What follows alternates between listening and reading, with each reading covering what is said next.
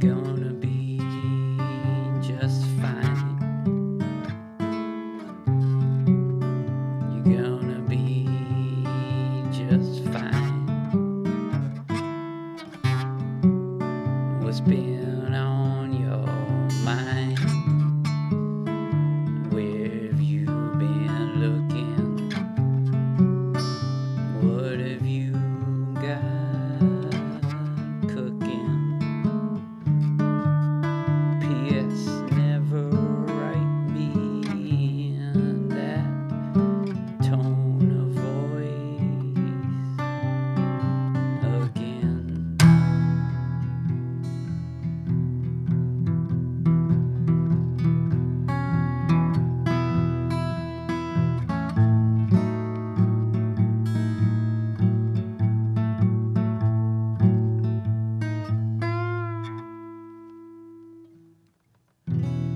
It ends before the last chord, right? It should have just been.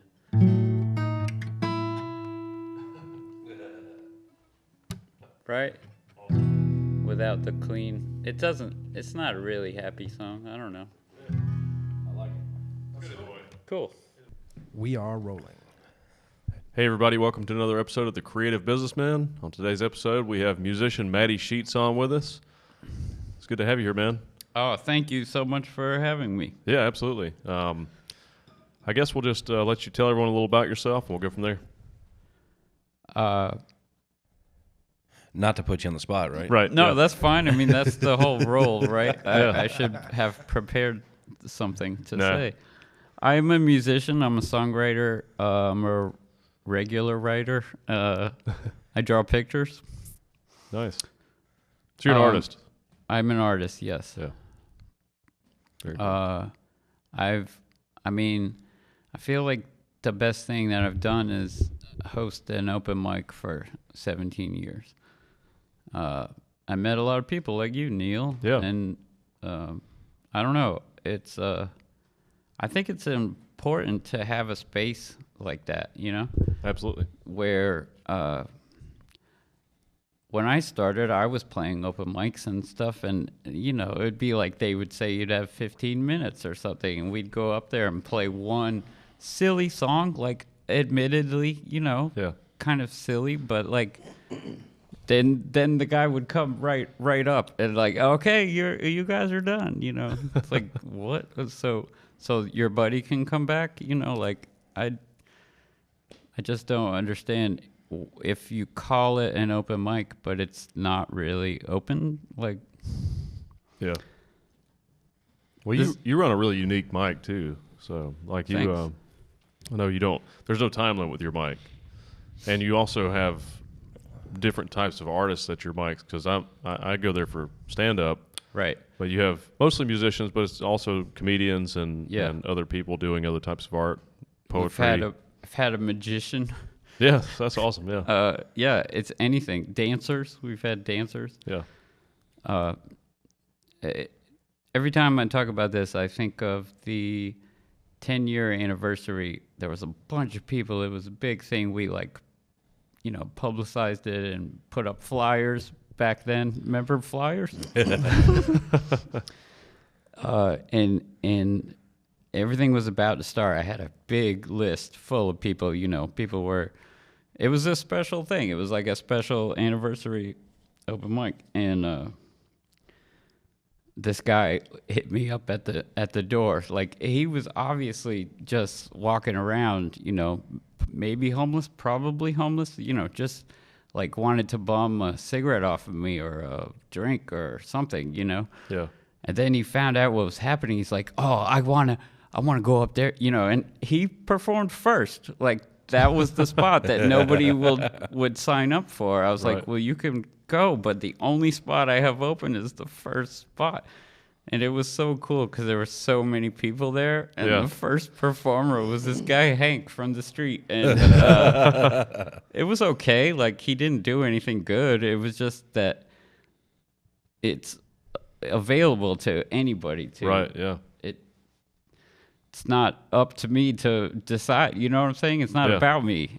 Right. That's what I was disappointed at. That's what I was disappointed with open mics when I first started out because it didn't feel open. Like I felt like I should have the same, just playing silly songs. I felt like I should have the same, at least respect. Yeah. I don't know. Am I making sense? Yeah, Oh, yeah. absolutely. All Yeah. right. Yeah. There's too many constraints. Like if it's open, then it should be open format, but then it's open with strings. You know, strings Right. attached, right? Yeah, like Nice. we're open, but you got to fit within these walls, right? Right. I understand the restraints in comedy more because with comedy you've only got so much time that you can keep an audience interested, and for stand-up open mics, it's good if you have a regular audience there with the comics, and then everybody gets 4 or 5 minutes. That way, you're not there for hours, because after about an hour and a half, people get tired of listening to comedy. Sure. And then you don't have a good audience for the people that are last. But in music, it's a little different because typically, especially in bars, people are going to stay there, or coffee houses, they're going to stay there for a long time anyway. Right. And it's easier to listen to music for 2 or 3 hours than comedy. Yeah. So, for a lot of people. I suppose. Yeah. Yeah. And I can listen to comedy for 2 or 3 hours. I could listen to homeless people do crazy shit for hours. Word. I'm definitely. I think I've turned into a bit of a people watcher sometimes. Like, Yeah. just kind of like, oh, wow, that's interesting. There's something interesting about everyone, yeah. Yeah. I feel like I've had a great job for 17 years being a people watcher, really. I mean, I sit there and I pay attention. I run the mics. And I don't ever have them like out of reach, you know what I'm saying? And I don't like leaving them like you can get into trouble leaving stuff unattended, you know what I mean? Oh yeah. But okay, like my friend Brian does sound at the Ramcat right now. He used to do it at the Blind Tiger. I mean, not the Blind Tiger. I can't believe I said that. The Garage. The Garage. Thank you. Hey. Thank you. I know him. Yeah, Brian. He's great. He pays attention the whole time. He's always on the knobs, watching what's happening, changing it, making it sound better, because he gives a shit, like he wants it to sound as good as we do, That's awesome. Yeah, yeah. So what got you into music, and how old were you? Oh, okay. I got a guitar and an amp when I was 8 years old. I like Prince and Michael Jackson and Def Leppard. I wanted to rock, and then I got guitar lessons. So from 8 to 9, may I just hold my guitar when I tell you this? Yeah, sure, yeah, absolutely. Okay, so sorry about that. I definitely learned how to hold the guitar, but so I went from the high E string to the next string in a year. So I'm doing like Twinkle, Twinkle, Little Star, boring stuff that I don't care about. Yeah. My daughter's doing that right now, yeah. Yeah. Right. Yeah. I get that that's part of it, but like the teacher should also, give you something fun too, right? Yeah, I right. agree. Yeah. Anyway, I quit that, and then I started to play snare drum at school. But there was like 6 or 7 of us, so only the best one could actually use the drum. So we did one assembly, remember assembly? Yeah, I remember those, yeah. And there we all are on practice pads, and the one who's really good at it can play the actual snare drum. And then the whole band is happening too. And I messed up. And I was just like, I was so embarrassed. I started just like really being hard on myself, Yeah. And then I was like realizing that nobody can hear anything that I do anyway. So then I just tried to make my mom laugh by like obviously not playing what was supposed. Yeah. So then I quit that. Sure the band director didn't laugh though, right? No. No. We didn't get along. When I was a kid, I really was just into that, like just trying to make people laugh, Yeah. Just because then I didn't feel like I was going to be attacked or something. I don't know. I didn't know what anxiety was until recently. Yeah. I didn't know a lot. Anyway, I stopped playing music, and then when I was 16, I got an acoustic guitar. Acoustic guitar because these two I was in this like fancy English class, like an honors or whatever. Yeah. I don't remember what it's called. AP English, something like that, right? Yeah. So I'm in this class with all of these people that I don't usually hang out with, right? Right. I just moved to the South, so everything's already weird because I didn't know the South was real. I didn't know like the blatant racism was a thing. Where did you move from? Up north, Connecticut, New York. Okay, cool. Which I'm not saying there's no racism up there. I'm saying that they don't just tell you jokes with the N-word when there's nobody that's African American in earshot, you know? Right, yeah. It was so weird. It was anyway, I'm getting off the subject. These two tools in my English class, we had a party, you know, it's like you bring cups, you bring chips, you know, whatever. I don't remember all the things. One of them is music. You guys bring the music. And they brought 2 acoustic guitars, and they just played Neil Young songs. Oh, cool. I was actually named after Neil Young. Nice. Yeah. Wow, that's awesome. So they just, I just couldn't, I'm like, if they can do it, you know, we've been over 2 minutes, right? Oh yeah. Oh, Yeah. yeah. Fuck that. Like, I couldn't even I wanted to do that. I was watching what they're doing.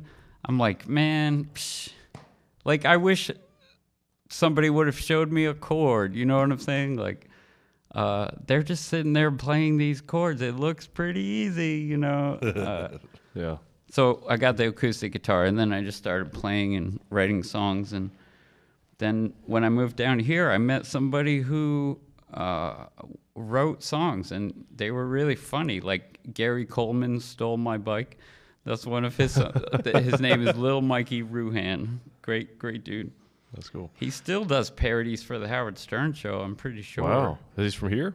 Yeah, That's awesome. There's a lot of good artists from here. Yeah, it's a he's cool. pretty good art community. Before we get too further from that, Sure. when you started playing, I know you'd taken some basic lessons really young, but this is a whole lifetime later, from 8 to 16. That's double your lifespan at that time. Right. Since you'd had music lessons, how long did it take you to get decent at the guitar? Did you have any other formal training, or you just played it until you figured it out?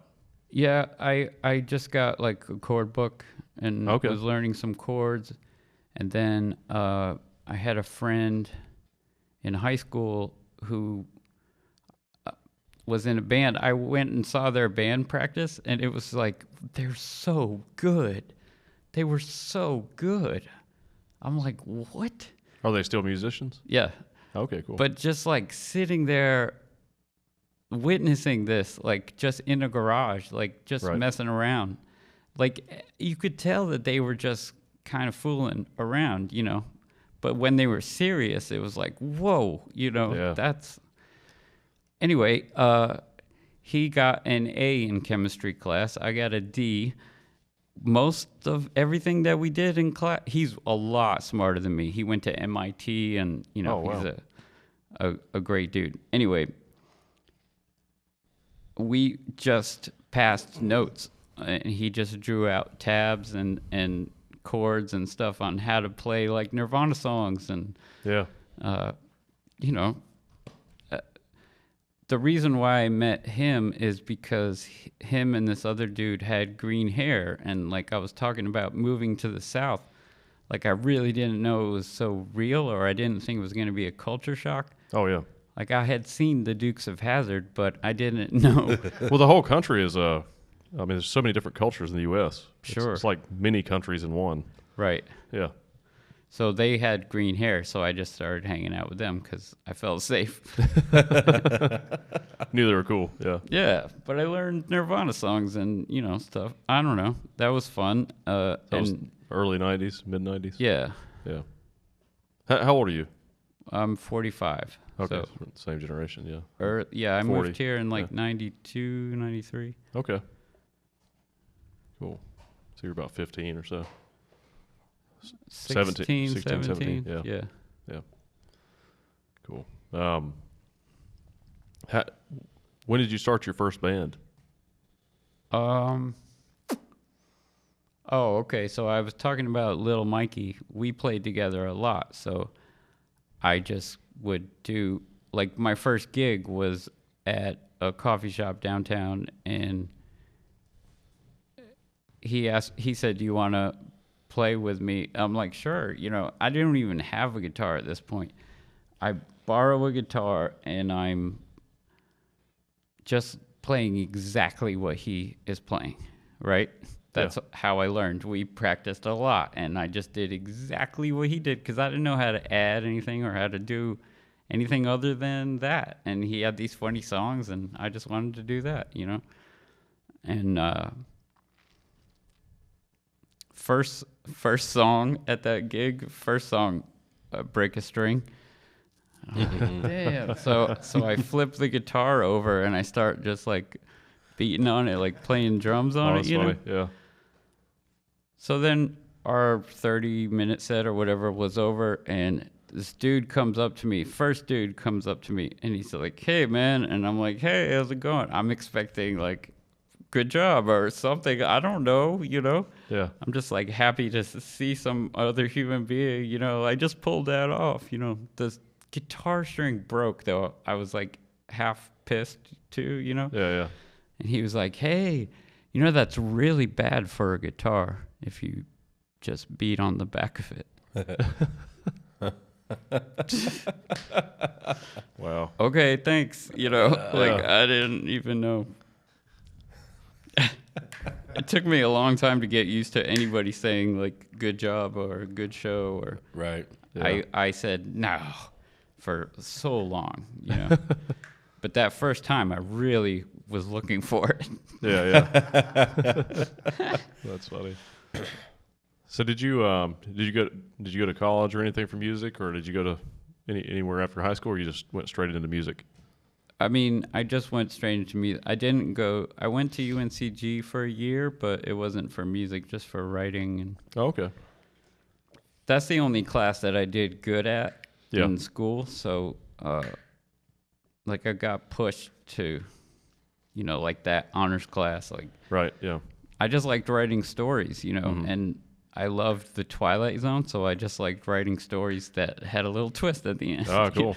Yeah. Twilight Zone's awesome. Yeah. Yeah. I enjoy writing too, so I understand. I mean, yeah, and you're an entrepreneur, so it's pretty normal. I think usually entrepreneurs just kind of just follow what they want to do, and they, Word. I mean, maybe get some schooling along the way, but it's not a primary focus. So now you have a band now. What's the name of your band today? The Nervy Bees. That's right. I'm thinking of changing it, though, because it just feels like a different time now. Okay. And you guys are, what genre is it? It's like folk, right? I guess Yeah. blues I call it blues if I get interviewed. I guess that's Okay. what's happening right now. Sort of, loosely. We'll go with blues. Conversation. I mean, I play a lot of I feel like I play a lot of blues, or at least blues influenced stuff. Right. I love Tom Waits. I mean, I don't know if he would call himself a blues man, but he kind of seems like it, you know? Yeah. Your music's really, it's got a really distinct sound, but I can see definitely Thanks. the blues in it, yeah. Thanks. Cool. So what's the potential names? Are you able to talk about it? Have you thought? Sure. Yeah. What you got? This is so fresh. Like, I wrote this in my notebook yesterday or the other day. Oh, good timing. I'm just going to pull out my notebook just so you can see that I actually have a notebook. Right. So can I tell you about the other name? Yeah. So do you guys ever watch that show Hot Ones on YouTube? Oh yeah. I haven't seen it. They just eat progressively spicy or Oh, I have seen that. chicken wings or vegan wings or whatever. It's good interviews, though. They're good questions, you know. It's a entertaining show. Alexa Chung was on it, and I didn't know who she was, and she's talking about all this like the guy obviously knows her. She's been through stuff. She used to work on MTV and bunch of cool stuff. Anyway, she's just talking, and she's from England. She's got the accent and everything, and blah blah blah. I just wanted to move on. I mean, you don't want to get caught going crazy or having a nervy bee, I was just like, what did she just say?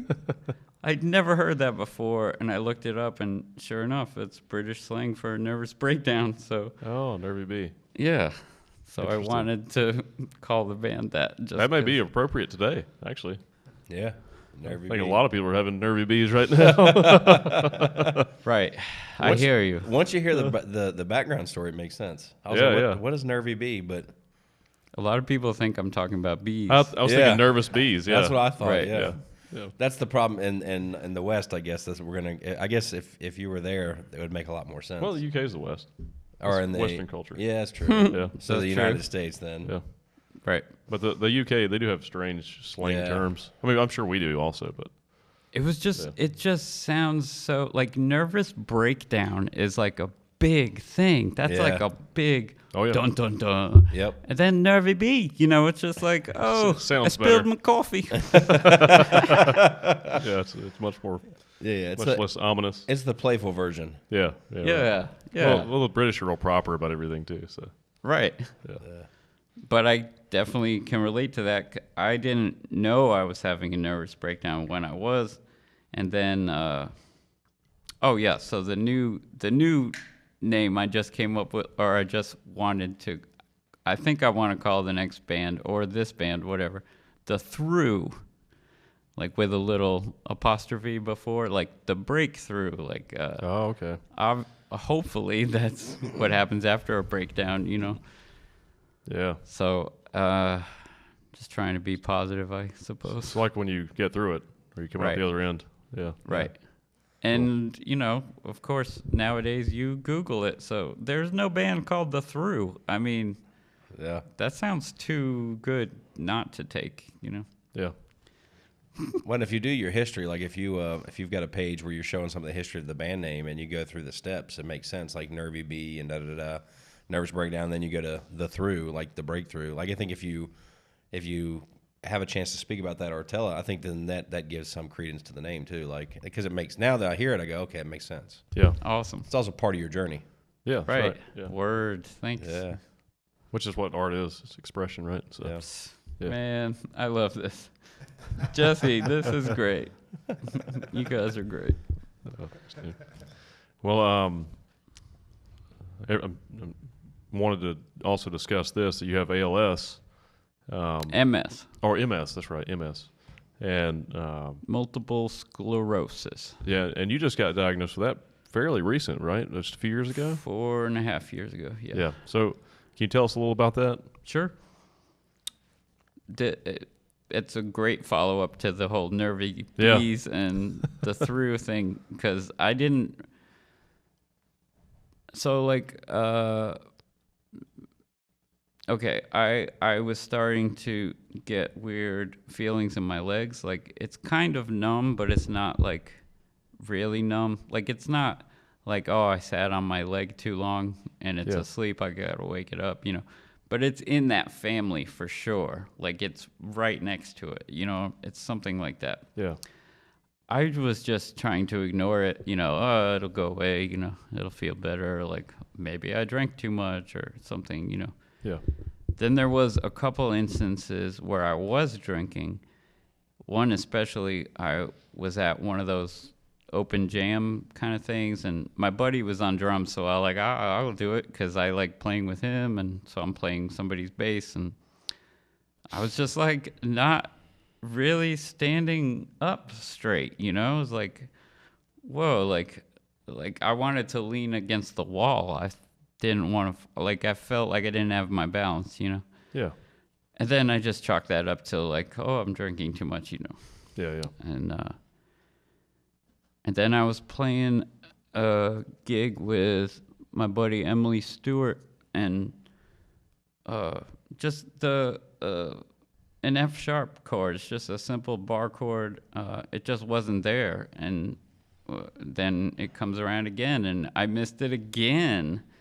I was so pissed, Yeah. And then I realized I'm feeling it in my hand too, and probably should go to the doctor, So I go to urgent care, and he says I should see a neurologist. He gave me these simple tests, like walk in a straight line, heel to toe, walk in a straight line.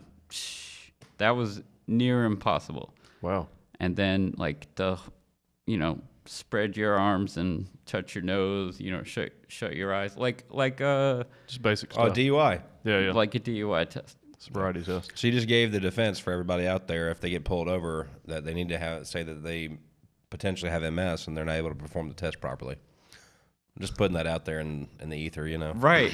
I don't know if that's a good idea though, because if they were driving a car, that might not be a good idea. That's true. Good point. I'm pretty sure you can drive with MS, just not all of us, I suppose. Yeah. Probably not a good idea. Yeah. Very true. I guess it depends on the severity of the. Yeah. That's true. So he starts the DUI test. Yes. So I failed that. He said I should see a neurologist. Yeah. And stop drinking. No. I know, right? So my boss said to get a second opinion because neurologists are expensive, Yeah. So I did, and I went to my regular doctor, and she gave me the same tests, pretty much, the walk in a straight line thing first. Yeah. Mm-hmm. And, I failed that again, and then she said, you should see a neurologist. So I did go to see a neurologist, and guess what? He gave me the same tests, and I failed them again, only this time it was more expensive. But he said, that they'll do an MRI and see, like, it might be multiple sclerosis, it might be, that's probably all he said. So I'm like, I'm having a hard time accepting this because the neurologist works on your brain. So what is going on? My mom has had an MS, so it's not like it was brand new to me, but honestly, I didn't do a whole lot of research on it because it was freaking me out that she had this thing. Yeah. I just wanted to be a friend,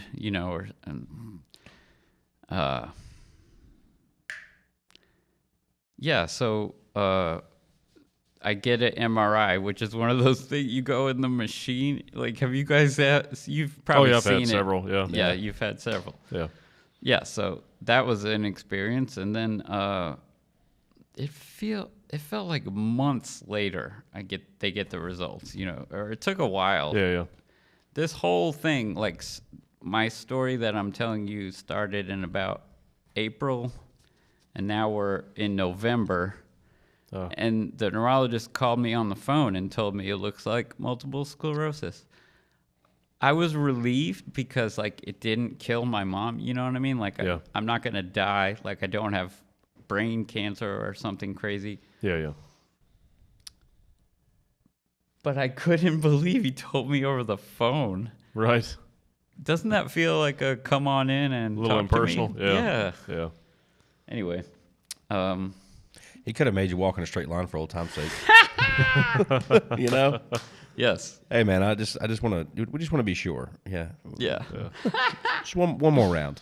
So how does that disease progress? What's changed since then, and where does it go? And what are the treatments right now available? Sure. So multiple sclerosis is multiple scars, multiple lesions. So through the MRI, they took a photo of my brain, and you can see there's a bunch of lesions on there. Just looks like spots or whatever. Yeah. But, more than one. It's quite a lot, 10 to 20 or something. Wow. And I really didn't like that neurologist. And I didn't like the medicine that I was taking at first, these pills. they would mess me up. I would go to work at 10 and then I would have to go home at 11. Like just afraid I'm going to shit myself or, just Wow. terrible inside hurting. Yeah. So I stopped taking that, and I got a different neurologist who specializes in people with MS. He has a bunch of MS patients, and I'm on this new drug called Ocrevus, and the only bummer is that I can't just take a pill. I have to go get an infusion every 6 months. And it used to take 4 hours, and now it's going to be 2 hours, but I have never done the 2-hour one yet. Okay. But it's, as my neurologist says, it's for the future me. It's supposed to hopefully stop progression so that Nice. it won't get worse. That's incredible. Yes, it's incredible. Yeah. If it doesn't get worse, I will die happy. I mean, I will be happy. Well, if you follow a lot of futurists and people in the genetic sciences, they're saying in the 2030s they'll have some really good regenerative medicines too. So there may be Nice. something to get rid of some of the lesions. And they're still Repair the brain. trying for a cure. Yeah. It's not like they've given up or anything. That's awesome. Yeah. How does it affect you now today? Well, it's the same. I mean, I have numb-ish legs all the time, and my balance is off all the time. That's why I have my cane. Yeah. I don't remember where I put it. It's behind you. Yeah. Can I tell you about the cane? Yeah. I just told my friend this story, so that's why it's fresh in my head. But the first time I walked by somebody else with a cane, when I first had a cane, it stayed in my bedroom for months before I had the balls to actually take it out and be a person that walks with a cane, Yeah.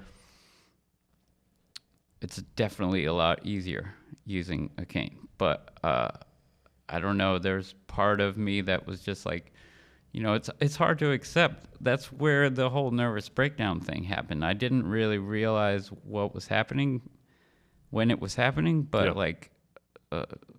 getting a diagnosis like that, even though it's not the worst case scenario like I imagined, it was still a traumatic event, like knowing that this is it. It sucks in a way, I mean, I have retrained myself how to play guitar. I also take out things that I used to do that I don't do anymore because my hands are not the same. Lost some dexterity. Yeah. Yeah. And I have like my left I had a dream where my name was Lefty Sheets, and I thought it was so That's funny. a good name. Because my left arm shakes. Oh, okay. So it was funny. That's funny. Sorry, that just That's popped funny. in my head. Is it just your left arm that shakes, or is it both? It's pretty much everything, but it's the left arm for sure. It's worse. Like I don't usually carry a drink. Like if the coffee cup is, you do that. You will spill. It will spill. Interesting. Right. Are you familiar with Neuralink, Elon Musk's company? Yeah. I think they'll be doing study. I know they're planning to use that technology on people with many different types of neurological diseases and disorders. But that may be something to look into also. I think they're starting human studies this year. That's awesome. They've already done, they've already finished or they're currently doing primate studies. And I just watched a video the other day that was from a few months ago of a chimp playing Pong with its mind. And it was amazing. And it was doing a good job too. So That's awesome. yeah, so that's another promising technology that'll probably help people with MS. Yeah. Yep. That's exciting. So and I think that'll probably have some. I mean, I know that'll have profound possibilities in other areas too. I mean, even music, just maybe finding better ways or different ways to express music. Oh, word. Or musical ideas. Yeah. Or just art in general. Sure. Because you think about some of the things that you can imagine in your mind, and then trying to transfer those to a medium it can be difficult. I mean, there's a few, just exceptional humans that are able to almost perfectly transfer their ideas, but most of us can't. And, Right. and there's some loss in like a loss of articulation of an idea. Right. But if you could just go straight from the idea to whatever the medium is, that would be incredible. Yeah, that would definitely be incredible. Yeah. So I think that's going to be possible in the next 10 years. That would be great. Yeah. So that's cool. Well, when that happens and they cure it and everything, I'm going to be like an athlete. I'm going to like do that. What's that thing where you use the pole? Pole vault? Yes. Pole vault. I won't be doing any pole vaulting. I won't either, but it's fun to fantasize about. What's the book you're reading right now? The Untethered Soul. Yeah, I want to read that book. Have you read it? Yes. Well, I know I listened to the audiobook. Yeah, so It's awesome. I'm I don't know 3/4 the way through it. It's been amazing actually. There's been this whole journey thing taking place. I don't know when it started. Maybe it's a lifelong journey, but you become aware of it. I don't know. Somewhere, Neil and I have amazing business conversations. Amazing to us, boring to everybody else. But we get lost in these thought loops of business and structure and just hierarchical systems or whatever the case, right? But we have these really amazing conversations sometimes about life and consciousness and who are you, right? Right. Like when you self-talk in your head, who's actually speaking, right? And if who's speaking and who's listening. And when I'm talking to you right now in your head, you probably are thinking of a response. You're talking to yourself right now while I'm speaking to you, and some version of you is talking and some version of you is telling you not to talk, right? It's like there's these conflicting things that are going on. And so like I read this book I'm reading this book rather, and there were a few chapters, the way it's laid out, that really resonated with me. And there's some things going on in my life that I go, I feel like I'm an intelligent guy. And for years I read 100 books a year for years. And wow. And the worst years usually it's 40 or 50 books. Wow. So and I've been that way. I'm autodidact. My mom was a teacher. Like I grew up, reading was a big thing. I hate novels. I read other types of books. As I got older and could pick what I wanted to read, I stopped reading novels. But that being said, I read this book, and it's an easy read, but it's thought provoking, right? And it so thought provoking. Yeah, and it hit me, and I'm like, I haven't finished the book because I'm still processing what I've read. And I'm just like, I'm not entirely sure I'm ready for the next chapter yet. I was thinking about at 4 o'clock this morning, I was literally thinking about this. And it's been really interesting. And I don't know, but awesome book. Anyway, but that's... No, I mean, I told you I would listen to it. And, Yeah. And I started to listen to it the second time as soon as I finished the first time. Yeah. That's a good book. It is so cool. It's so cool. Every time I encounter things like that, it just makes me so happy and so inspired that another human being said that stuff. Yeah. Yeah. We talk about a lot of those things we on do. the show. It's a lot of philosophical ideas. Yeah. So it's been interesting, and I'm going to read it again. And I watched a little thing on with Oprah had the writer of the book on to chat with him, and I watched some of that. The only thing I don't like about that is Oprah answered all the questions I would have liked to hear. I don't know if you've watched it, but she answered her own questions. I wish she would have let him speak. Yep. But that being said, I found some other things, and so I really want to dive into it. I am going to read it again because I'm a big believer. There's some books that I really love that I've read a dozen times, right? And I feel like every time you read it, you find something, you pick something that you didn't catch the time before. Yeah, I totally agree. And read a book today that you read 10 years ago, and I guarantee you may know the general premise, but it'll hit different today. Yeah. Right. Yeah. Different perspective. Yeah. So I thought Salinger was my favorite writer for most of my life until like maybe a year or two ago. It's cool. Like, he's cool. He is a great writer. Like, Right. definitely one of my favorites. But it's not so fun to reread it now. Well, there's less in today's society. There'll be less and less individuals that stand out so greatly because there's so many people connected now, and for so long, most brilliance was overlooked. It just never became anything because there was no outlet for it. But now, everyone has an Right. outlet, so we're going to start seeing just unlimited amounts of brilliance popping up from society. So I love that. you could never read all of it, but that's part of the. Yeah. It's that, we're a collective consciousness, so it's just everything's bubbling up to the surface, and connecting. Yeah. So Yeah. I think it's a cool time we live in. And the reason I bring up that book, also, when you finish that book, I'm going to start reading, because I'm reading The Future's Closer Than You Think by Peter Diamandis. Cool. And you got to read that. It's really awesome, too. You should. I highly recommend it. Say the name again. The Future's Closer Than You Think Cool. by Peter Diamandis. It's really exciting. Awesome. Yep. But yesterday we were talking about some of these topics, and you were talking about like in the near future we'll likely be able to upload our consciousness into something else, or maybe another body or another computer. And you planted that thought in my mind, so I've been thinking about it since yesterday. And this morning it crossed my mind, and I was like, maybe this one possibility with that would be we develop that ability to upload our consciousness into maybe into a computer or maybe into another brain. And so maybe we could, they're working on 3D printing organs right now. I think it's actually a scientist out of Wake Forest in North Carolina that's developed a lot of that technology. Whoa. But they can take your cells from your organ and then duplicate those cells and 3D print a new organ with your DNA, with your biological matter or material. But eventually, if they can do that, you would imagine that they could eventually just 3D print you an entire new body, right? Yeah. Or somehow quickly clone a body, a fully grown version of yourself. So what may happen in the future is that... And then I go live over there.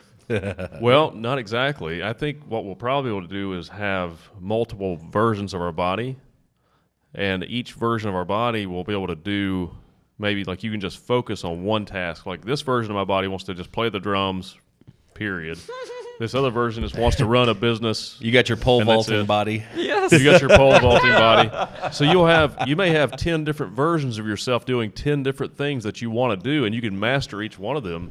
Yeah. And it's not like they're different people. They're actually you. You're all the same thing because you're all connected mentally. So you're all experiencing these things simultaneously as one being, but you're actually through 10. And we've talked about this before. I believe all nature is one life form, right? I think all life on Earth is actually one life form. Word, I like that. And it's one. There's one consciousness that we're all a part of, and we're just becoming more aware of it. And it's probably beyond Earth too. It's probably our entire universe is somehow some kind of consciousness. Word. But on a micro scale, and in the near future, I think we'll probably be able to have multiple versions of ourselves doing multiple things, and because we'll just be efficient at everything that we do, and we can create as much art or do as much business or work as we want to do, and he and I especially, I know that we're similar in a lot of ways as far as we have a lot of different interests. We're both serial entrepreneurs, and we could never do all the things we want to do. We constantly turn down projects because we just don't have time to do them. But in that scenario, you can just create another you to do this other project, and you're still all one being. And I think early stages, you'll probably have some kind of a firewall system where, other people can't just access your beings or or one of your clones. I need some rules like this in my house. Oh my gosh. But eventually we'll all be so connected that we'll probably be able to just switch bodies at will. Like there won't be death because your consciousness will just it'll be transient. Oh. So like we can actually just jump into other bodies and be anywhere we want. And just for the people out there watching this book is not about this specific topic. This is Neil and I going down a... Yeah, we just jumped off. Yeah. So okay, just because you said about like us having different bodies to do different things, like if you're what is a soul, what is a consciousness, right? We have these different words for what we are, right? But think about this. This might be just a sack of meat, right? This is a vessel that holds the soul. So if that's the case, then how how do we then, in theory, if that's right, in theory, we can move from one thing to the other, right? If you can figure that out, then that would be and so like some version. I think that's where you're getting at. Like you can that energy you can transfer into something else, or it's not or link to other things. From a scientific perspective, it's very likely, and scientists are pretty sure that our consciousness is really just a pattern of electronic or electrical impulses, through our neurons just firing in different patterns. So, because our brain is a computer, basically, it's a really powerful computer, and it's also very efficient. It uses very little energy, but if we can, people like Ray Kurzweil or Peter Diamandis, brilliant futurist scientists, they believe that in the 2030s we'll be able to completely simulate the human brain in a computer. Whoa. So at that point you could replicate those patterns perfectly. So then if you could clone a version of yourself and you have this brain, you could just with something like Neuralink or maybe some more advanced version of that computer brain interface, you could actually just upload your consciousness into that new version of yourself and still be linked to it. So you're still experiencing it, and it's experiencing you, and it's still you. It's just an extension of you. Yeah. So then it's like taking all the different voices in your head and putting them in other bodies. That's what I want to get to. Yeah. Sorry, Jesse. You go for it. This I read something about how anxiety is actually good for you. It helps you survive. Absolutely. It's part of the team. Yeah. Well, I have high anxiety, and it drives me. Word. Right. Yeah. So I'm saying if anxiety is part of the team, not the boss, right? Yeah. Right, yeah. What I tend to do, like today, I don't know if I've pulled it off, but I leave the anxiety teammate is, you're doing great. Just hang out in the break room with that sadness. There's donuts, there's coffee, you can smoke cigarettes in there. What's that? What's the kids' movie? Feelings, or what's it called? I know what you're talking about. With the feelings, the characters are Inside Out. Inside Out. That. Yes. Yeah. Great I movie, love that. Yeah. Yeah. Right. So I just try. I keep saying this to myself: keep the monsters leave the monsters in the break room. Right. Yeah. It feels like hopefully they're still. I'm saying is, if we do that whole split into different, you over there, I will literally put the monsters in different bodies and leave them there. I know that doesn't work, but it's in the movie. Let's do that. Yeah. Well, I think having all the different parts of your personality it's important. It's because they balance each other out. So I think it would be dangerous if you could take a part of your personality and create something. It could be a completely different thing. But if it's because it would basically be it may set the ecosystem off. Right. Yeah. It may create further imbalance. Because your clone would makes sense. Your clone would have the exact identical brain as you, and it would still be you. You would still be experiencing what it's experiencing, and vice versa. But one version of you could just focus. It's almost like you would be compartmentalizing your life. Yeah. And it's like, this part of my mind is going to do this. That part of my mind is going to focus on that. This part of my mind is going to focus on this other project. I see. And but it's all you. Yeah. It's just you're able to truly multitask and be in different locations at once. One time. Jesse, what were you going to say? I was going to just sort of play a little bit of silly rabbit devil's advocate kind I of like thing. It. Let's do it. I think, humans, of course, we want to live forever, but what if we're not meant to? What if we're supposed to die as part of our I like that. What would become next? What if the system's already perfect, but we're in here trying to play it out, all the different avenues, but it's not really, there's no such thing as perfect, perfection. What if? But it's sort of like that. And what if there are rules there? What if they're pissed? What if we start having interdimensional problems when we do that, and that happens more? What if we, break the rules? That'd be kind of interesting. I like that angle. I was thinking about this the other day, though. Let me ask you this. This is just and I don't know anything about what I'm getting ready to say. Just want to say that to everybody. It's just a thought that came in my head, probably at like 4 o'clock in the morning. So, and I want you to think about something. What if, so we're like these eternal beings, right? We've got this energy, this essence, this consciousness, right? And you think that when this vessel stops working, this sack of meat that I'm in, that means we're not here, right? But maybe that energy still exists, and maybe you're reborn, right? We talk about life and creation, these things. Maybe you're reborn, but as part of that process, you don't remember those memories, right? Yeah. But then that would answer some of this of why do we have this innate need to create? Why is it that I have 50 plus corporations?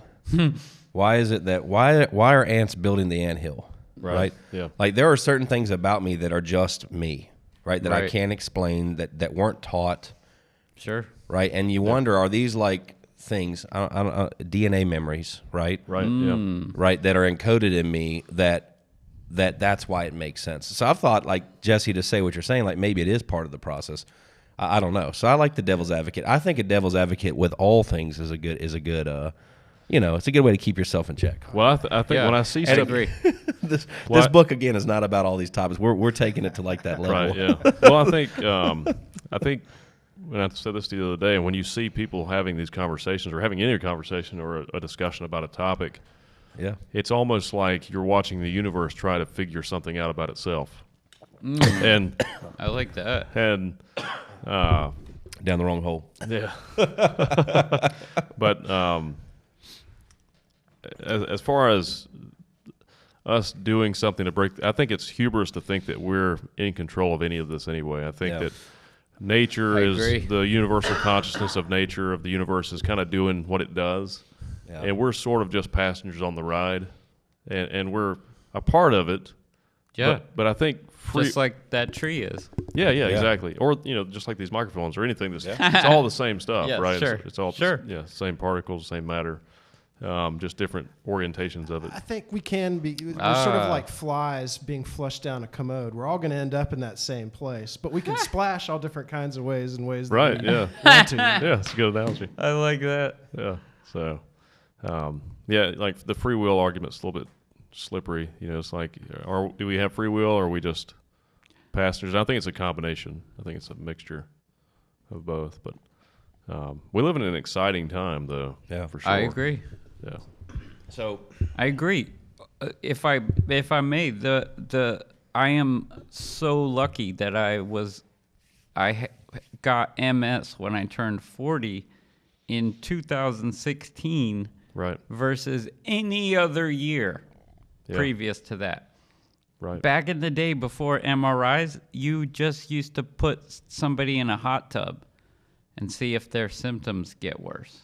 Wow. Because heat sensitivity, because that would piss me off so much. That's horrible. Oh my gosh. it's like a frog in water over here, boiling water. Like, Yeah, they're just like, just want to watch. Yeah. Like, I can tell you that I'm not going to like it. I can tell you. I like it. So there's one more piece with this book that I think that resonated with me, and it talks about, and I'm not going to do it justice, but it talks about, so my temper, especially when I was younger, I had this period where, like, where I had trouble controlling emotions, right? That's probably a better way to put it, right? And in business, Warren Buffett, I always say, Warren Buffett says, a man that cannot control his temper cannot control his money, right? And I think more adequately put, if you can't control your emotions, then how can you make the right decision? Because you're making an emotional decision, not a rational one, right? And so I start thinking about this, and I'm reading this book, and it talks about, there's an analogy essentially about a thorn. Like, you get a thorn in your arm, right? And you got two choices. You can remove the thorn, or you can get creative, because humans, that we like to think that we invent things and create things. So instead, I create, and I'm not going to do it justice, but I'm going to create something that protects this thorn, because every time I rub up against something, I like to walk in the woods, I rub against up against trees, it hurts, right? Yes. If I touch somebody, it hurts, right? The pain, there's physical pain that comes from them touching my thorn. So what I do is I create a device, and I put the device on, and it protects the thorn, right? And that's great. Except now, because of the device, I take up more space and I can't walk the trail. So I've invented a device, right, which now I can sell and market to other people that have thorns. But now I got to walk this trail, and I can't walk the trail because I don't fit, because I'm wearing this device. So now I've got to make the trail wider, right? So I've got to make a change, right? And that's great. And I solve that problem, and time goes by. And then I meet a woman that I really like, and I want to touch her, but I can't because I'm wearing this device. So now I need to change my invention or change the way that this thing operates so that I can have touch and interaction and experience love in a different way. Right, so now I've created another invention to do this. And so what ends up happening is you think that you've solved the problem, but the reality is that you let the problem dictate your life. Yep. That problem actually has become the sole thing that you literally are living your life in avoidance of this problem. Instead, you should have removed the thorn, right? And this is what we do in life. We have like these negative things that happen, and we hold on to them, and instead of experiencing it, the pain of it, and letting it go, right? Letting it pass through you, experiencing it no different than driving down the highway at 70 miles an hour and you see a tree. You saw the tree and it went. It came, you processed it, it's gone, and you don't think about it. You have to be able to do that with that thorn. And that way, I can let that pain go. I can process it and go. And that's where I had like this epiphany. I was like, wait a second. What I've done is I've had these things in my life that created pain, right? That created something, and to protect myself, I said, you know what? I'm not going to put myself in these situations, because I basically started creating inventions. I started widening the path. Instead of processing the real problem and removing the thorn, I created all these things to protect myself, right? I'm not going to be around certain people. I'm not going to be in certain environments. I'm not going to have certain conversations because they make me feel uncomfortable, right? And so I never address the problem. I'm holding on to the problem, and it makes me worse off for it. And I thought I tell people, like, what do you do for a living? I solve problems. And then I read this and I'm like, I do. But sometimes I'm not solving the core of the problem, right? Sure. And the way that I'm handling a problem really is never addressing the problem. I'm figuring out a way to protect myself so the problem doesn't cause further issues. But that's not the right way. And this book like really kind of flipped me. It just makes me go, wait a second. Did I really process it? Have I let it go? Have I solved the problem? Right. You know Me too, buddy. Yeah. It explains so many different things in our society too. You see, that creates echo chambers. That's why people have these rigid ideologies, and they get stuck in these groups of people, and they don't want to accept. They can't listen to other people's ideas because it disagrees with their ideas. Yeah. So they just create these bubbles, these echo chambers, and they never and they limit themselves on their growth, because you need to hear all the ideas, even the bad ones. Yeah. Because it's all part of the conversation. And then I think it's painful, right? To have a conversation that may make you feel uncomfortable. That's one word. Right. You know, our minds, and I don't know enough about this to speak intelligently about it, but what I'm starting to think is, or believe, is that, you know, I feel pain in my heart right here inside, right? This can think one thing, right? My mind can think one thing. My heart another is a completely different center, right? And I feel like we've got pain in some of these conversations that people don't want to have, and it's really turning it on its head for me. Like, I'm going, wait a second, why is it painful for me to have this conversation? It shouldn't be. Right. And I'm still holding on to anger or hurt or resentment or something that happened in my past that's caused me to, instead of pulling the thorn out, right, and processing it and letting that pain, feeling it, experiencing it, and moving on beyond it, I just created this barrier, right? And then now some conversation is trying to make me feel uncomfortable. They're having a conversation that I disagree with, or that causes pain. A song, you know, it could be anything. Yep. And instead of, you know, processing it, I change the channel. Instead of processing it, I blow the person off, or I blow up at them, right? Yeah, even just what I was talking about being a kid, like falling into the class clown thing, just making people laugh to avoid anything real, Yeah. you know. It's a defense mechanism, right? Yeah. Sure. So, like, how many issues? And so I do this, and I'm like, and it's going to be a lifelong journey, I'm sure. But this has happened. This what we're talking about right now has happened in the last week, last couple. Like this like real like, now I'm applying it to everything. Now I'm sitting here going, I'm looking at all kinds of things different. Well, that's how PTSD works, right? I mean, it's something happens to someone, and then they develop a fear response to that thing, and it causes their amygdala to overreact, and you reach a level where your amygdala is reacting to something before you're even consciously aware of it. Yeah. And then it'll get worse and worse until you just have this debilitating anxiety disorder, which could develop into agoraphobia, where you can't leave your house, things like that. And really, I guess the key to those, or the solution to solving that problem, is to actually face whatever the fear is. But it's, they're doing some work with psychedelics, with MDMA and psilocybin and stuff like that. It's supposed to be really effective. I saw that mushrooms.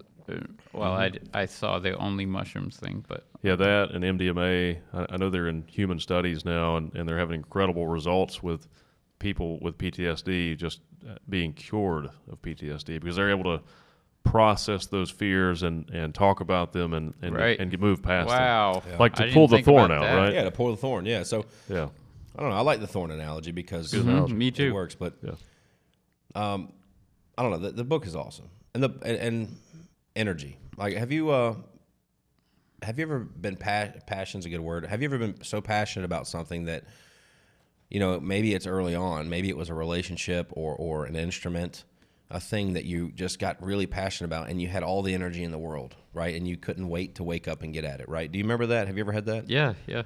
Okay, that energy did not come from food. It didn't come come from caffeine. Right.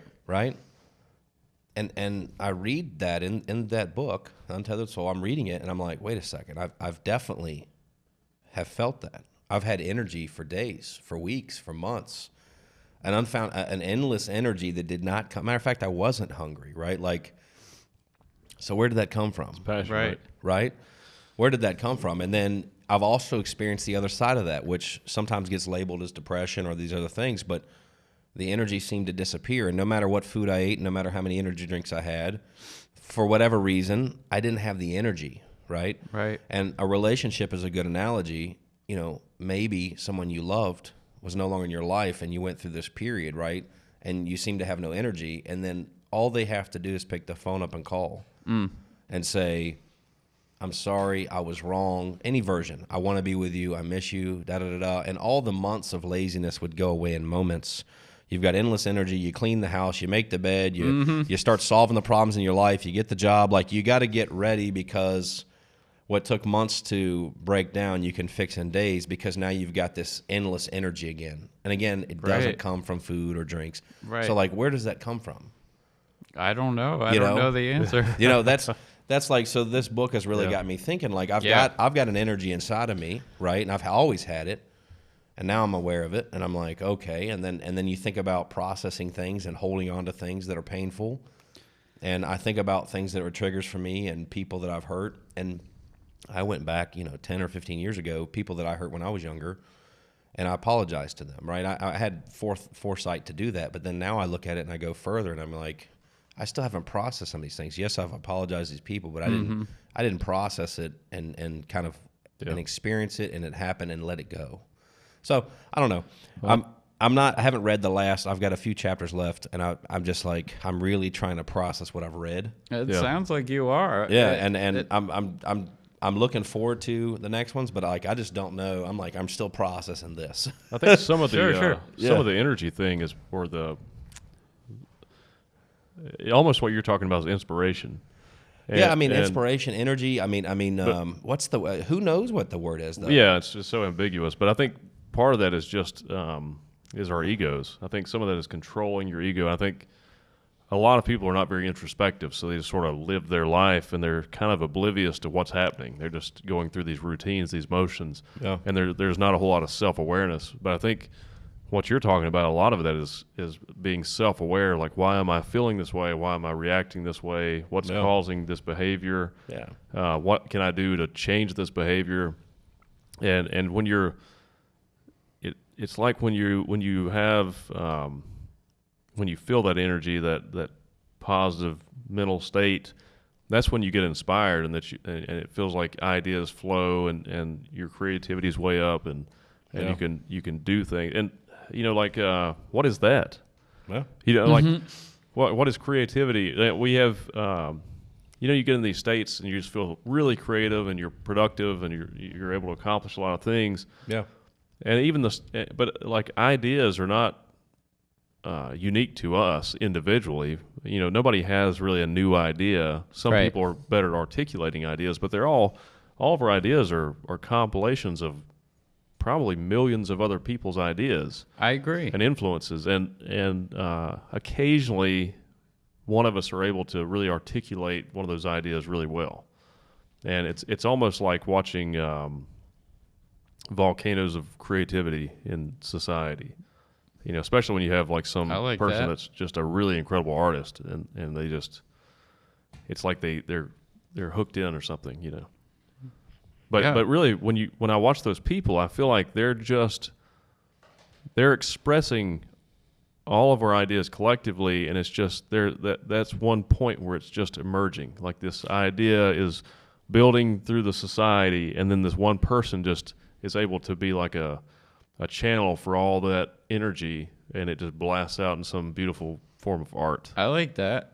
I feel like part of doing that successfully is not getting in your own way.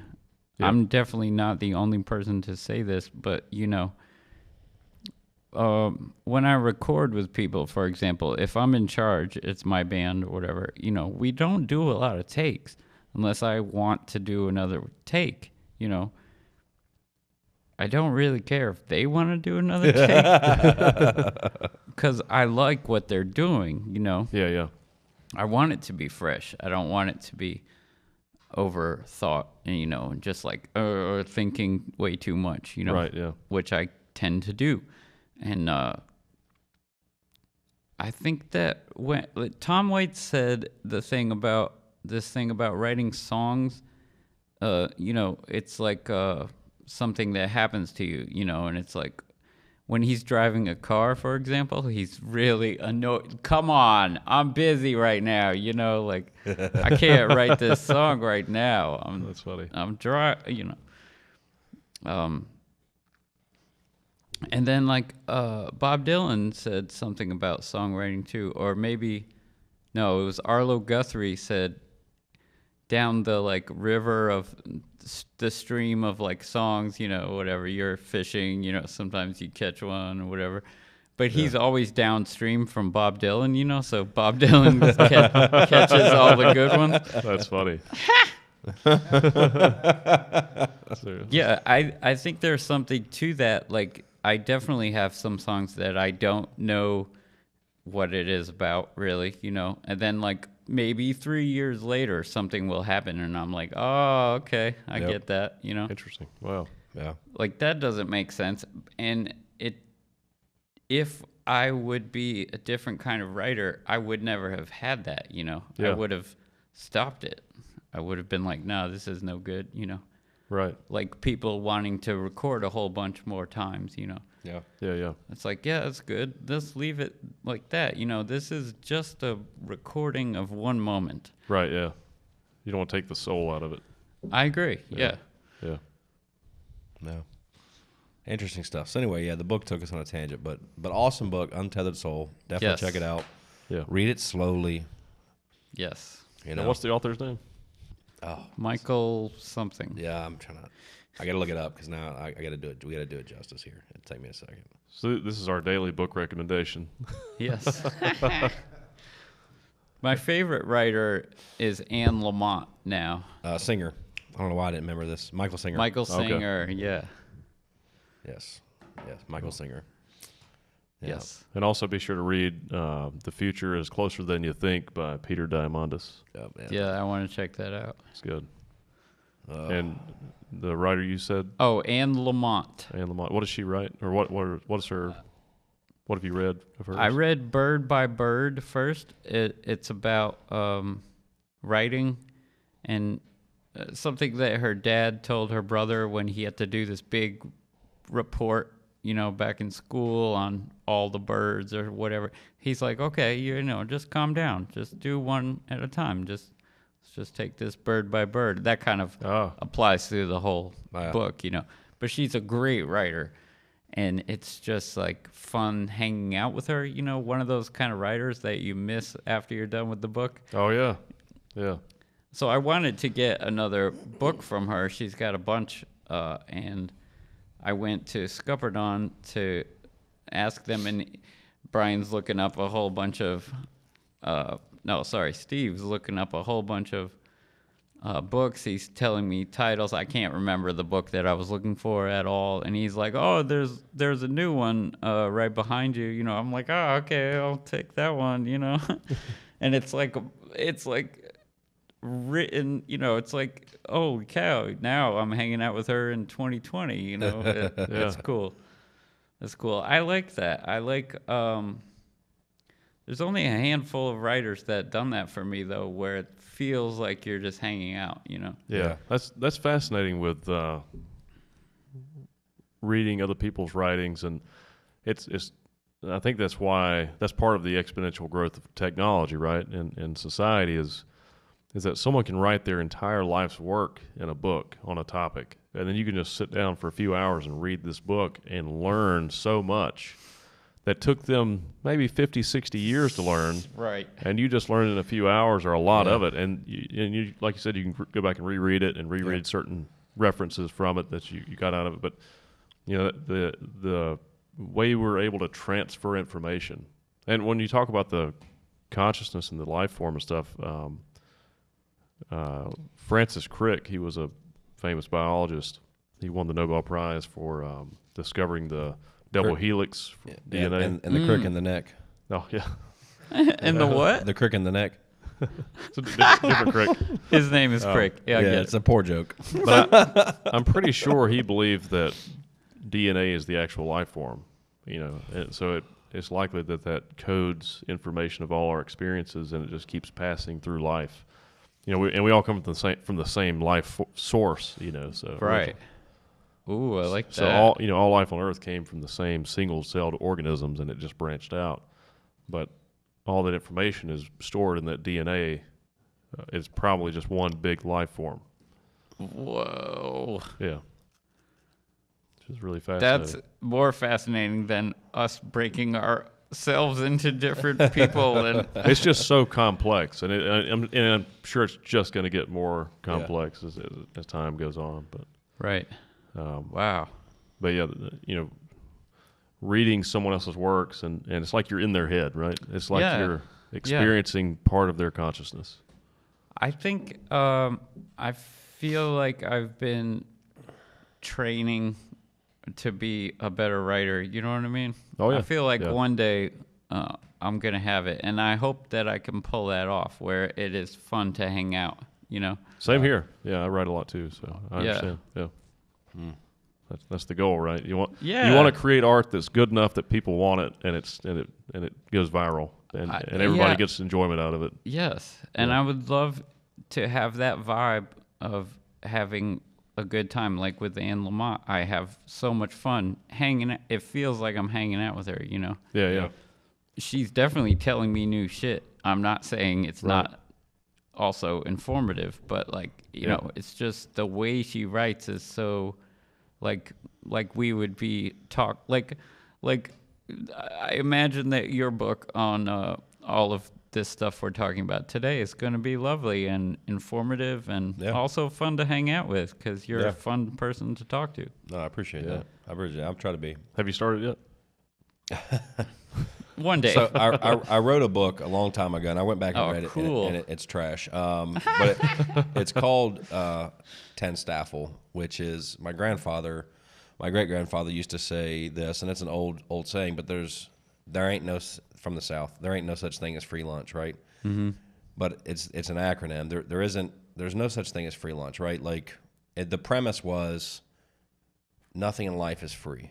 Right, and it was about delayed gratification and sacrifice, which is a huge part of who I am, how I got where I am, financially, you know, the businesses, the just everything, right? From this, what are you willing to sacrifice? Because people think they're going to change their lives in 40 hours a week. It's not going to happen. And if you're going to work a 9 to 5 for somebody else, right, what are you doing with your second 40 hours? Like the 40 that you give to yourself, right? Great point. So there's 80 hours a week right there. That's just giving equal amount of time to yourself that you've given to somebody else. Yeah. That's just equal amount, right? And I went a decade running 100 hours a week. So, like, so there was the book premise was that, and it wasn't as well articulated as I just said. And I thought it was awesome when I started writing it as a late teenager and early 20s. And reading it now, I go, man, this is crap. I bought a book on. You've learned a lot more. Yeah. Yeah. You were young too. I was very 21, young. 22? Yeah, I was very young. And then, you know, I bought a book. I was speaking with my mother about this. I don't know if she remembers or not. And I bought a book on how to write a book, right? Because, you know, again, you know, Neil, I was going to work with Neil on, I'd like to go do some stand-up comedy just for fun, just because I want to, right? There's no reason. I'm not hoping to get anything specifically out of it, but I'd like to do it. I enjoy it. I go there and I'm enjoying it. So, and I wanted to work with Neil some just for structure, just for, like, I don't have to figure out a new process. There are processes other people have already perfected. I just, hey, guide me, right? And that's kind of with the book, that was my thought process is let me get a book on how to write a book and guide me a little bit. So I have not restarted. And I think, you know, what I would write about today is different than what I would have written about 2 months ago. Yeah, for sure. Me too. Yeah. You know, so I think what's going to happen is I'm going to get in some type of flow state and I'm just going to crank out a book in a period of 2 or 3 or 4 weeks. And then I'm going to spend months dialing it in. But I think that's what's going to happen because I'm going to get through this thought. Like I'm processing this book right now. I think I'm going to be so encapsulated with this one thing. I think that's all I'm going to be able to write about. And then, you know, and then I'm going to have to fully get it to where it's a finished product, but that will take time. But I think the actual writing the book itself, the main premise is going to happen very quickly. Well, we'll see. That's awesome. That's inspiring. Yeah. We'll see. I don't know. I'll let you know. I'll let you know. That's awesome. So, and you know, part of the thing is you have like you have something, someone, some person, some event that has an effect on you. Like this book is starting to trigger a lot of things, and it starts to shift my perspective a little bit about what's really important about, you know, some of these things that I've been holding on to, and you know, like if you see me, and some people, you know, this is not to make anybody uncomfortable, but if you see me and I'm breathing, I probably have a gun on me. I mean, 99.9%, I have a gun on me, right? If I'm awake, I've got one on me. Now you're telling me. Yes, now. After you insulted me. No. Oh, no, did I insult No, you? I was joking. No, yeah. Good. No, yeah. What I'm saying is I've got it. I don't talk about it. I don't display it. I don't play with it. It's never accidentally shot anybody. They don't do that. You know, I was taught responsible gun ownership from a very early age, came from a military family. You know, they're not toys, etc. I've got it to protect my life or other people, and that's the only time I would ever pull it out. And some of the businesses that I'm in, the clients that we have, you know, I'm in areas I've been attempted to be robbed before, so it is what it is. But I used to make comments like, you know, I hope somebody gives me an opportunity to shoot them, right? Like I hope somebody. This is the youth, maybe this is ignorance. But I would make the comment like, I hope you try to rob me so I can shoot you, so I have an excuse to shoot you. And now I'm sitting here going, why would you even say that? Right. Yeah. Right. Like I don't want to shoot you. I don't want to end up. I don't want to attempt a robbery. I don't want my life at risk or yours or anybody else's. Right. Right. And so like it starts like you read this book and you go, wait a second, why do I have this like huge negative thought? Right. And it's because I didn't let some of these negative events that happened to me. See, I'm aware I need a gun to protect myself in certain situations I'm in, but I didn't let these events that triggered this go. I'm holding on to them. And what I'm basically saying is the next time this happens to me, I'm going to be prepared because I've created this defense mechanism, right? Sure. With the problem is I never pulled the thwart out, right? I never let the original problem go. You just put a gun on it. Exactly. No, I'm just kidding. No, exactly. I mean, I think I'm well aware that I want to protect myself and my family. Yes. Right? But I'm not. You're still covering that thing. Exactly. I'm just not looking for an opportunity to shoot anybody anymore. You know, if that makes any sense. Like yeah, it's just, it does. It's just good. like, you know what? I'm, it's there. It serves a purpose. It's like a front door, right? Sure. I'm shutting it to secure my home, right? That's the only purpose it serves. And if I didn't have to shut that door, if we lived in a time where it wasn't necessary, I wouldn't. Right. I mean, I don't have a gun, but I go crazy if my housemate doesn't lock the door. Yeah. It's like, what are you doing? Yeah. So I would love to be in a time where I don't need one.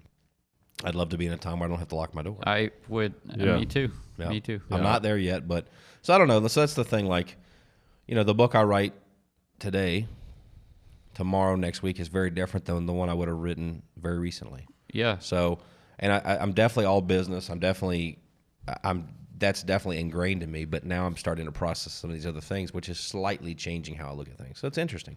Yeah. Isn't it wonderful that you can like change still in life even after living a lot of years and Yeah. stuff? Boom. It's Yeah. great. Neuroplasticity. Yeah, man. Exactly. Yeah. And Yeah. it never stops.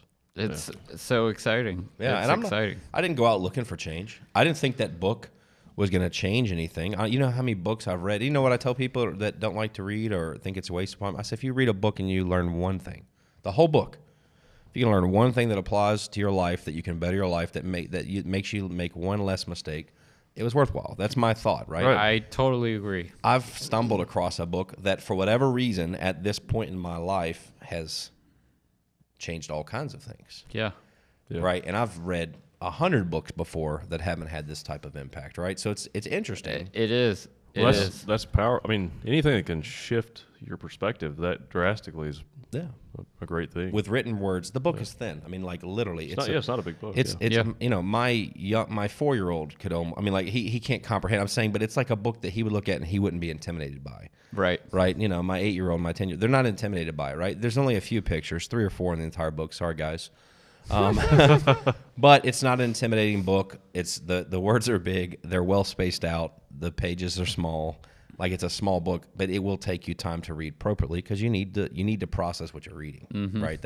It's not a book that you're rushing to finish in 2 days. It's a book that you're trying to you literally need to take it in, or don't read it. So Right. I I got to get the thing because I want to hold it now and Yeah. read it after talking to you about Yeah. it. Because it affected me too in this way where, like, I still find myself remembering things like the thorn, that you learn. It's a really nice way how he is not preachy about anything. Right. That's why it was a little weird with the Oprah, because she seems like she already knows the right answer. You know Yeah, what I didn't mean? like the Oprah. I didn't like that at all. I wish she would have let him speak. It's hard to try and talk about this kind of stuff and come at it like you have it all figured out. I agree. Yeah. I think because a lot of it's ambiguous anyway. Oh, it is, and I think the goal, what we know for sure, is that we don't have it all figured out. I think Yeah. that's I think it's kind of the obvious. point, right? Yeah, that's the thing, right? So I agree. life for me, and now I'm looking at things going, okay, solve the problem, like really solve it, and my life will get better, right? So there's a lot of things, and even my business, right? I mean, I was doing it today. I mean, literally, I can apply some of these same things to the business. Like, am I solving the problem, or am I covering up the thorn, right? Am I creating an apparatus? And I'm a creative guy. We're creative guys. We solve problems constantly, right? And I tell people, you want to make a lot of money, learn to solve problems. Solve other people's problems. I promise you, you will never go without. I promise. Because everybody's got a problem. Smart. If I sit here and talk to you long enough, I promise you got challenges that you're trying to overcome, and I can help you do it. And in a matter of a few conversations, we could come up with something, a way to benefit mutually off each other and move forward. And my role in the game would be helping you solve problems and challenges that you didn't previously solve, right? Word. And that's the thing. Like, that's the way it make. But then I start looking at the business and I go, how many of these things did we really solve? Did we solve the root issue? Or did we invent this other way to do things so that we just avoided that issue? And so, so like now I'm going, okay, I can apply this to my business, right? And so that book is not a business book. Right now. But I'm interpreting it as a business person, as an entrepreneur, and I'm applying it. I'm applying those same principles across that what's it called? That forum, that what's it called? Like when you I'm applying that same principle across different venues, across different. There's a word. Mediums? Mediums. That's the Oh, word. okay. Yeah. Clutch Jesse on the spot. Different mediums. Thank you. I hate when I can't remember the word. I think I know, that's, yeah. I forget what words are sometimes. Yeah. I think that's really inspiring. Yeah, I like that. I definitely think I need to read the book again, and I think I should. I want to try that. I'm still working on my mental health, so I haven't really used that kind of stuff, the thorn and all this, into, like how you're saying you're solving problems for your business with it. Like, that's smart. That's a really smart way to take all of this. My hat's off. So hopefully, I'm going to get through it, and I don't know. It's interesting, and I feel and we used the word earlier, inspired. I don't know what it is, but I feel energy from reading the book, which makes no sense. I did too. Right? Like there's no right. Like I don't know. I wanted to not like it at first. I didn't want to read it. There was something about me that was like, this is frou-frou. I don't know the proper word. But I had this like thought. I read, in typical fashion, you look at the front cover. There's a horse on it. Maybe it's a unicorn. I think it is a unicorn. You can't tell. It looks like a horse, but I think if you look really closely, it's probably a unicorn. And I read, and I didn't notice that at first, but now that I'm speaking about it, I do think it's a unicorn. And then on the back, and I think Deepak Chopra's got a quote on the top, in the front of it. And I'm like, man, this is gonna be, this is gonna be a little artsy fartsy for me. I'm not gonna enjoy it, right? But the book came highly recommended, and that was the same. It was also on a reading list. It was like the universe was pointing it to me. It came up. It was highly recommended. I heard about it again, and then it got brought up again as in a recommended reading list for a challenge that I was taking on. There was probably a dozen books, and that was on there. And I was like, you know what? I'm going to read this one first. And I was the same way. I was into it, the first paragraphs, and like, why am I wasting my time reading this? Right. Yeah. It got me so much quicker than I thought when I didn't think. I was like, oh, okay, I'll give it a try, Yeah. But then immediately I'm like, yep, okay, all right. Yeah, and here we are talking about it. Right? I think that's pretty cool. Yeah, I mean, it's and I'm going to look up real quick because this is going to bother me until I've got to find it here. Awesome. Yeah, so that other recommended reading list came from the Modern Day Knights. So a buddy of mine, Mike Marsh, he's also a business partner, and he had done this project with Modern Day Knights, and it was something I was interested in looking at, and they had a suggested reading list, and that book was one of a dozen books that they had. I bought them all. Nice. And that was the first one. So that was what I was looking for earlier. Okay, cool. Yep. We're about to wrap this up because Daniel has to go, but you're going to be starting a new mic soon, right? Can you talk about that yet? Or yeah, I mean, I don't see why not. Okay. We haven't figured out how to start it yet or when to start it yet. Like we were talking about in the car, I'm thinking July 1st, possibly. Okay. But the Green Bean has new owners on Elm Street. They seem really cool. They're over 40, but modern, and they have cool haircuts like you, Neil. It's just like, I don't know.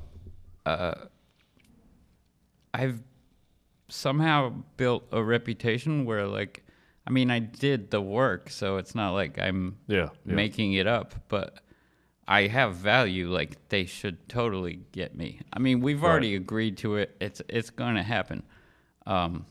I'm just not sure exactly when, so I can't give you a date. But I love that place. I love the location. I'm really excited to not do it at a bar. Yeah, I agree. I think coffee shop's a better venue for the mic. I think so. Especially with having an audience. Yeah. So, But well, man, it's been a pleasure having you on the show. Thank you. It's been a pleasure for me. How can people find you on social media? Matty Sheets is my handle on Twitter and Instagram and YouTube. Okay. Facebook, the band name is Matty Sheets and the Nervy Bees. And I do live streams every Wednesday at 7 and Saturday at 6. Okay, cool. Awesome. Well, yeah. Be sure to follow Matty Sheets on social media. Also, if you're in the Greensboro, North Carolina area in the near future, hopefully July, August, check out the Green Bean. I think you said Tuesday nights. Yes. And there should be a mic there. And if you enjoyed the episode, be sure to like and subscribe. We'll see you next week. Bye, guys. Bye, guys. Bye. Awesome. Hey, I made it to the end.